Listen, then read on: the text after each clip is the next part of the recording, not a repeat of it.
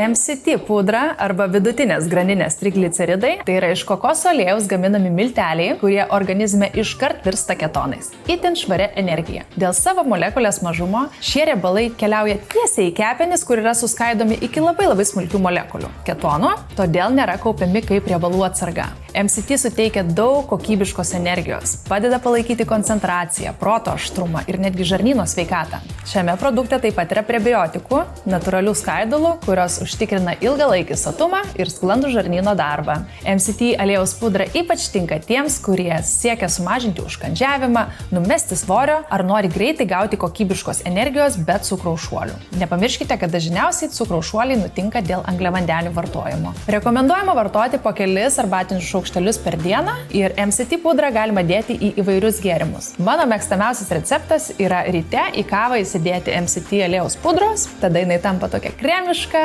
su maloniu kokoso skoniu. MCT taip pat galima dėti į glotnučius, sriubas ar tiesiog ištirpinti šiltame vandenyje. Geriausias efektas pajaučiamas, kada MCT vartojama tuščiu skrandžiu, tai yra pavyzdžiui po nakties nevalgymo. Zenju MCT aliejaus pudra yra labai inovatyvus produktas ir išsiskiria tuo, kad gaminama tik iš kokoso aliejaus ir prebiotikų, akacijos skaidulų. Nėra jokio pridėtinio cukraus, glitimo ar GMO. Tai ne tik puikus energijos šaltinis, bet ir pažangus, smegenų veiklą palaikantis ir riebalus deginti padedantis supermaistas.